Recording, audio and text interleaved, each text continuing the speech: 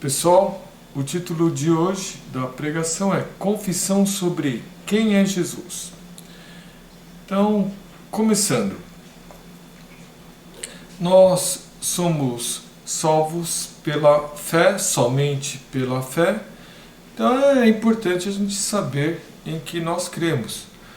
E tem muita gente que fala assim, eu creio em Jesus, mas o que a pessoa entende como crer em Jesus? O que significa isso, né?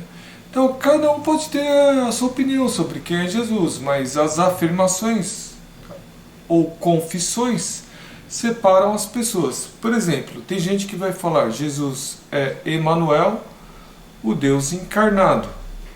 E alguns vão falar que isso é verdade, outros vão falar que isso é mentira. Então a confissão, essa afirmação, ela acaba dividindo as pessoas. Desde o começo do cristianismo, existem certas afirmações sobre quem é Jesus e que separam as pessoas. Então, vamos começar aqui vendo alguns versículos. No Romanos 10:9 está escrito assim: se você confessar com sua boca que Jesus é Senhor e crer em seu coração que Deus o ressuscitou dentre os mortos, será salvo. Então vocês estão vendo que tem uma relação entre confessar, né, dizer alguma coisa com a boca, e ser salvo. Tá?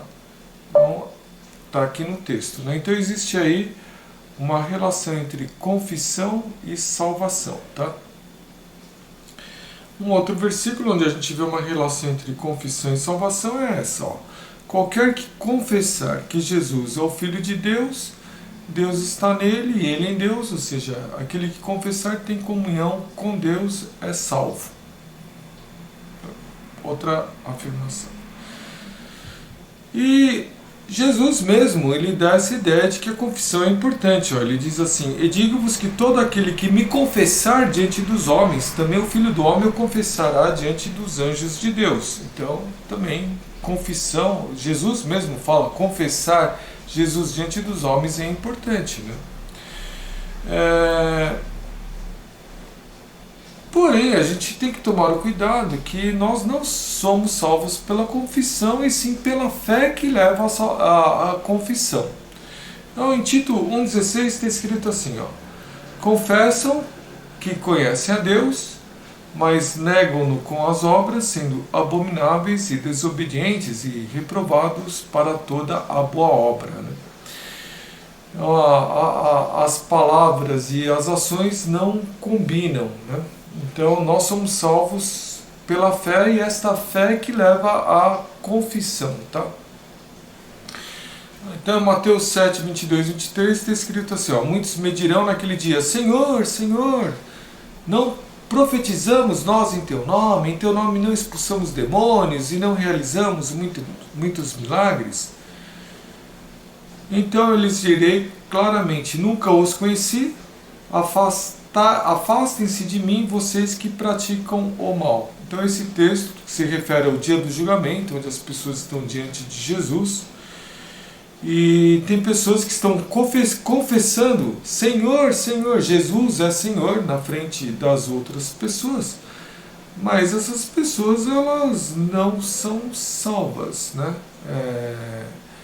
Ou seja, o só falar com a boca não é que salva a pessoa. O que salva a pessoa é a fé em Cristo, certo, pessoal?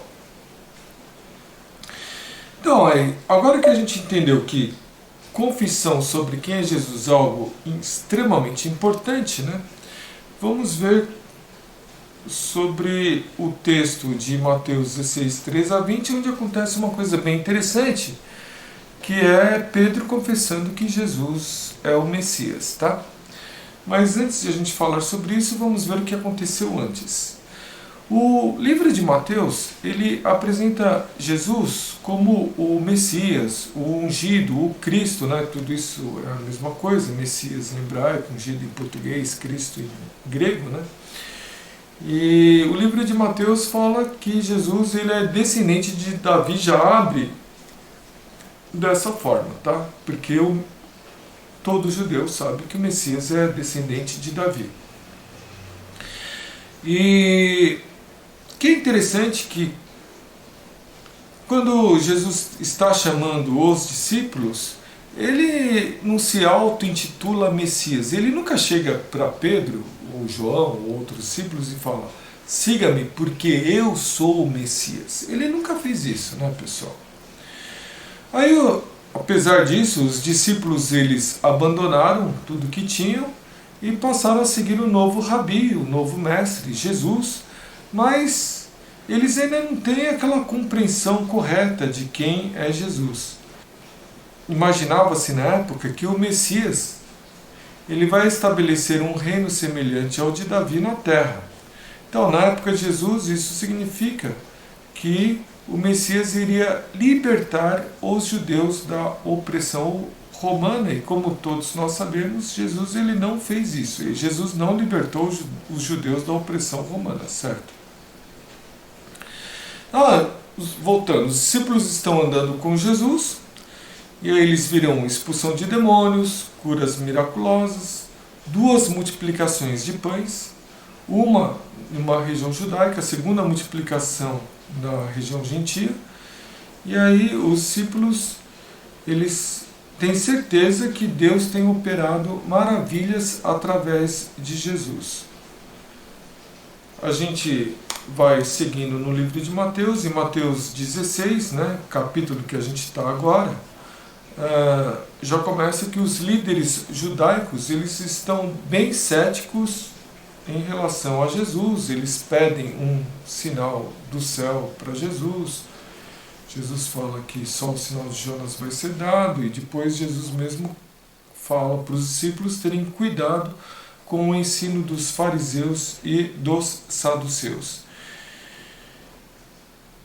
Jesus, depois disso, ele sai, ele vai para uma região gentia, mais distante, uma região perto de uma cidade chamada Cesareia de Filipe. E aí a gente entra aqui no texto de hoje, que é Mateus 16, de 13 a 20, tá? Então, no versículo 13. Chegando Jesus à região de Cesareia de Filipe, perguntou aos seus discípulos: quem os outros dizem que o Filho do Homem é? E eu vou começar falando para vocês sobre esse termo, Filho do Homem, que é muito interessante. Jesus, ao longo dos evangelhos, Mateus inclusive, ele sempre se auto-intitula Filho do Homem. E Filho do Homem está intimamente relacionado com Daniel 7. Tá? Eu vou ler Daniel 7 aqui. Na minha visão à noite, vi alguém semelhante a um filho de um homem vindo com as nuvens dos céus. Ele se aproximou do ancião e foi conduzido à sua presença. A ele foram dados autoridade, glória e reino. Todos os povos, nações e homens de todas as línguas o adoraram. Seu domínio é um domínio eterno que não acabará, e seu reino jamais será destruído. E para tentar ressaltar que quando Jesus fala Filho do Homem combina com Daniel 7, no mesmo texto aqui em Mateus 16, Jesus fala assim: pois o Filho do Homem virá na glória de seu Pai com seus anjos, então recompensará a cada um de acordo com o que tenha feito. Então, no dia, né, do juízo, no final dos tempos, Jesus ele vem, né, ele retorna com os seus anjos e vai recompensar cada um de acordo com o que tem feito. Garanto-lhes que alguns dos que aqui se acham não experimentarão a morte antes de verem o Filho do Homem vindo em seu reino. O Filho do Homem vindo em seu reino está intimamente ligado aqui com Daniel 7, né? O Filho do Homem vindo como as nuvens dos céus. Totalmente ligado, né, pessoal?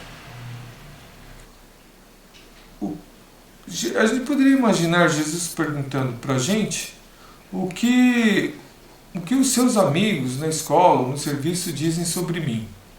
Imagina que Jesus faz essa pergunta para mim. E aí como é que eu responderia, né? Como é que eu responderia? Eu vou falar primeiro como que os discípulos responderam. Eles responderam, alguns dizem que é João Batista, outros Elias, ainda outros Jeremias e um dos profetas. Então, eu vou comentar de todas essas pessoas, né? Eu vou comentar Elias. Elias, ele havia feito vários milagres e depois ele subiu num carro do céu, carro de fogo, ele foi para o céu e ele não morreu. Então Elias, assim, uma figura bem diferente no Velho Testamento. E algumas pessoas estão falando que Jesus é o Elias que voltou e por isso que Jesus está operando tantas maravilhas aqui na Terra. Mas indo para o mundo de hoje, né, se Jesus tivesse perguntado para mim o que as outras pessoas dizem que eu sou, talvez eu responderia, Jesus, alguns dizem que o Senhor é um homem bom, um espírito iluminado, alguns dizem que o Senhor é um grande líder religioso, e tem gente ainda mais cética, né, que diz que o Senhor foi um homem bom usado pela igreja para dar poderes a pessoas malandras.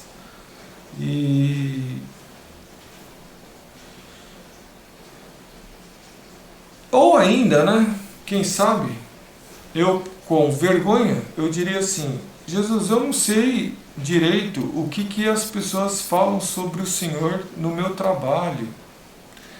Eu não sei a resposta, Jesus, porque eu tenho vergonha de falar, de perguntar sobre o que as outras pessoas acham do Senhor. Poderia acontecer isso.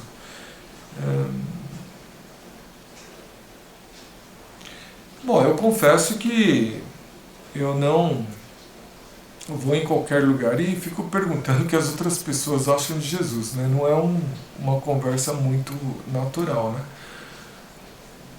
Por outro lado, acredito que eu também não esconda o fato que eu sou cristão, né? Tá? Mas vamos continuando então. E vocês? Perguntou ele. Quem vocês dizem que eu sou? Jesus perguntou. E vamos supor que Jesus chegasse assim para mim, Jorge, quem que você diz que eu sou? O que eu responderia para Jesus? É essa pergunta que eu vou deixar aí no final do culto para vocês, tá bom, pessoal? Bom, Simão respondeu, tu és o Cristo, o Filho do Deus vivo. Então, Pedro ele falou, tu és o Messias, o ungido do Senhor, o Filho do Deus vivo. Ele não falou um dos filhos de Deus, ele falou o Senhor é o único Filho, é o Filho do Deus vivo. Então, Pedro ele faz uma afirmação muito maior do que as outras pessoas afirmavam, pois nenhum profeta, Elias, João Batista, poderiam ser chamados do único Filho do Deus vivo. Uma afirmação extremamente forte que Pedro faz. Eu, pensando em mim, né? Se eu fizesse uma afirmação desse tipo, por exemplo, em uma festinha de Natal, com um monte de familiares que não são cristãos, e eu falasse assim que Jesus é o motivo do meu viver, as pessoas iriam olhar para mim e iriam falar que eu sou meio bobo, né? Alguma coisa assim, ou fanático, né? E que Pedro ele faz uma grande afirmação, tu és o Filho do Deus vivo, e aí Jesus ele elogia Pedro, É, se Jesus não fosse, né, se ele não visse a si mesmo como o Filho do Deus vivo, né, ele se achasse assim, um homem bom, porque um homem bom, quem que é um homem bom hoje em dia nesse mundo, hein, pessoal? A gente entende assim que um homem bom é um homem humilde, né? Ah, eu não sou assim tão grande, você que é grande, né? A gente pensa que o homem bom é um homem assim, né? Então, se Jesus fosse um homem bom, como muita gente fala que Jesus é um homem bom, nessa situação aqui, Jesus ele teria falado assim: Pedro, você está exagerando um pouco, né, Pedro? Vai com calma. Eu sou só um homem bom que quero fazer bem a outras pessoas. Eu não sou assim, o filho do Deus vivo, mas se você quiser ver dessa forma, então a gente poderia falar que nós somos os filhos do Deus vivo, Pedro, para deixar mais democrático as coisas, né? Mas Jesus fala isso? Ele não fala, ele... Então vamos ver. Respondeu Jesus: Feliz é você, Simão, filho de Jonas, porque isto não lhe foi revelado por carne ou sangue, mas por meu Pai que está nos céus. Então, Jesus ele falou assim: você é feliz, você é Macários em grego, você é abençoado, outros vão te invejar, Pedro, porque você teve uma revelação do meu Pai Celeste. Se lembra, você falou que eu sou o Filho do Deus vivo? Então, Pedro, eu sou mesmo. E o Deus vivo, o meu Pai Celeste, ele te revelou isso. E isso não vem de carne e sangue, não foi algo que as pessoas, ou que você teve na cabeça, foi revelação do Pai Celeste, do meu Pai. Não, Jesus é um homem bom. Pessoal, que é comum a gente, né, ouvir de pessoas que não são cristãs que Jesus é um homem bom. Mas um homem bom não faz afirmações desse tipo, hein, pessoal? Quer dizer, um homem bom, bonzinho, humilde. Jesus, ele falou: eu realmente sou o Filho do Deus vivo, Pedro. Você acertou. E a gente tem que entender também que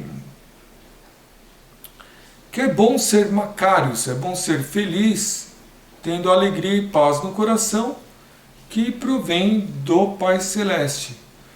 Porque Jesus fala assim: você é feliz porque você teve uma revelação do Pai. E, é essa afirmação que seja verdade para a minha vida e para a sua vida, né? Que eu seja feliz porque eu tenho uma revelação do Pai, né? E você também seja feliz porque Deus está te revelando quem é Jesus, né? Que seja assim como foi com Pedro. Bom, mas continuando, eu falei que a palavra Macários significa abençoado, né?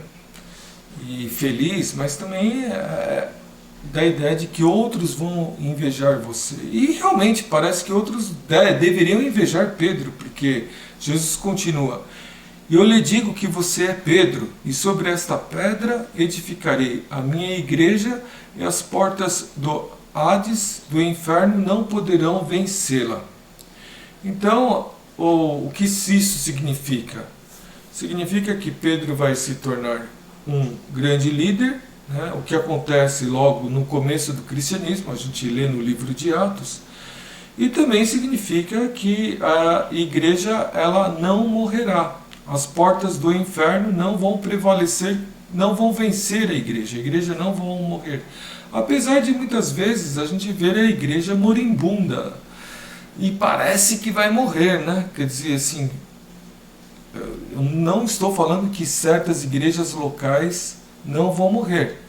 É bem provável, eu acredito que um monte de pequenas igrejas locais morrem mesmo, né? Mas a igreja no sentido de a reunião dos santos, a reunião o povo do Senhor, o povo que crê em Jesus. Não, essa igreja não vai morrer.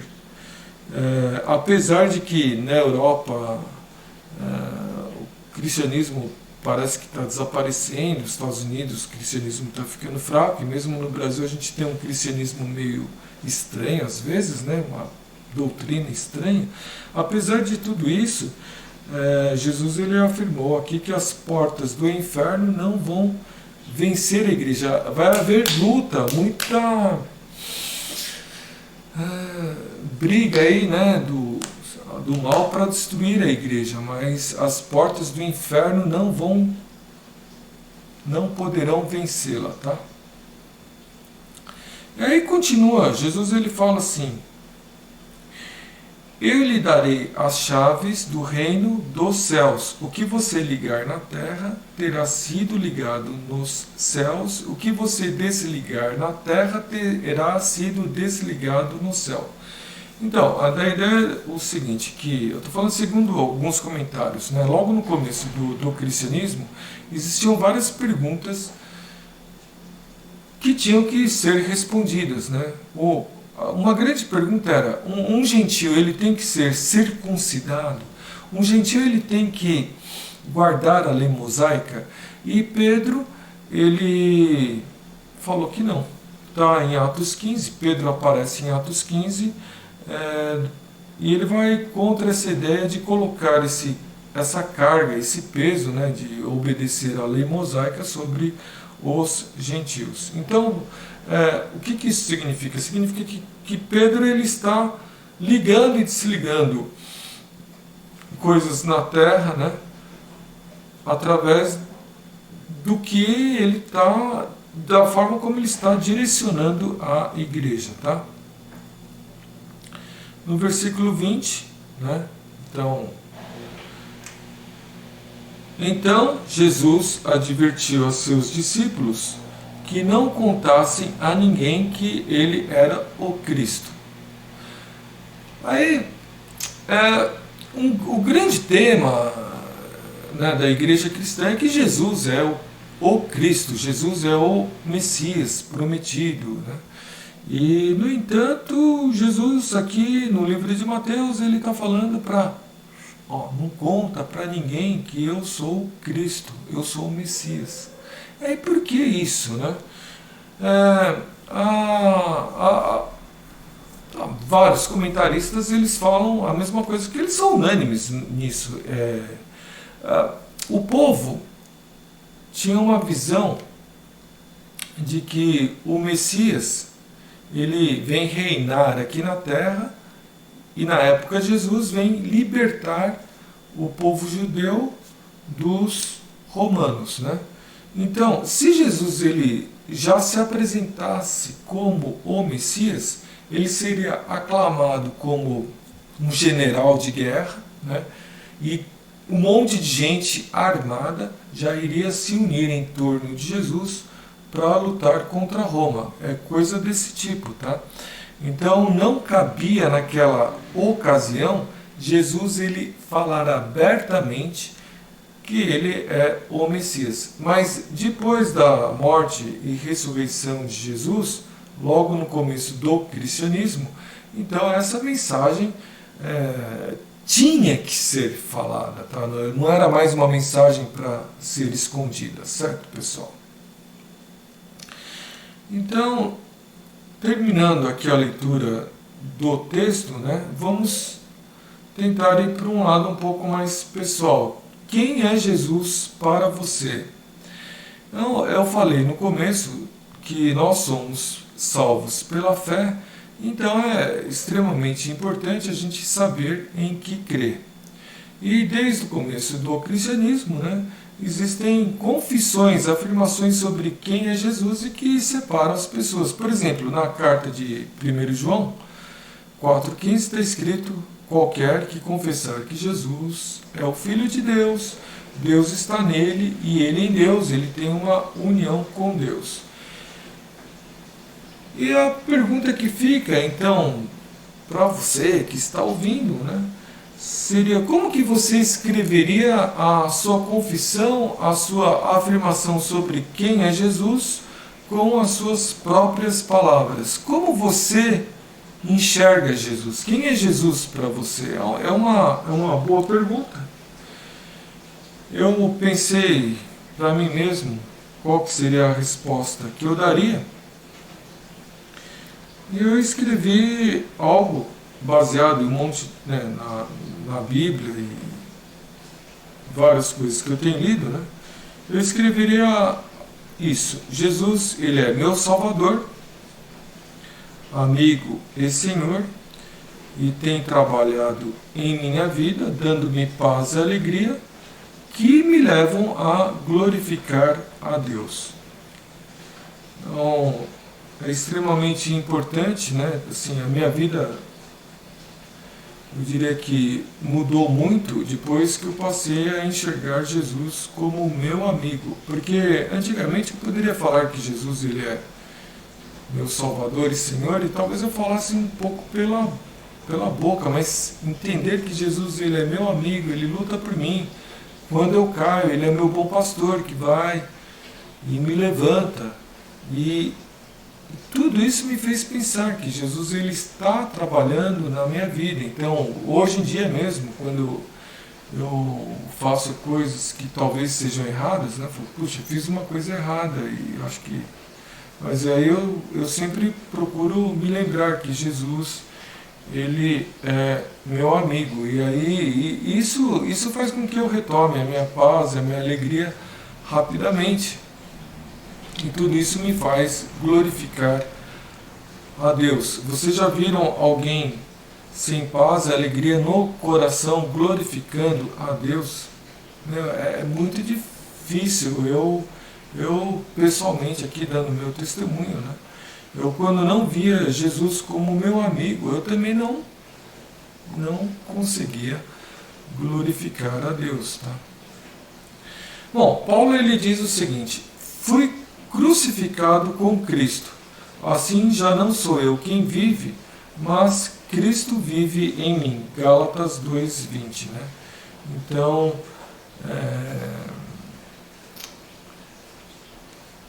Paulo, ele entende que Jesus habita nele, né?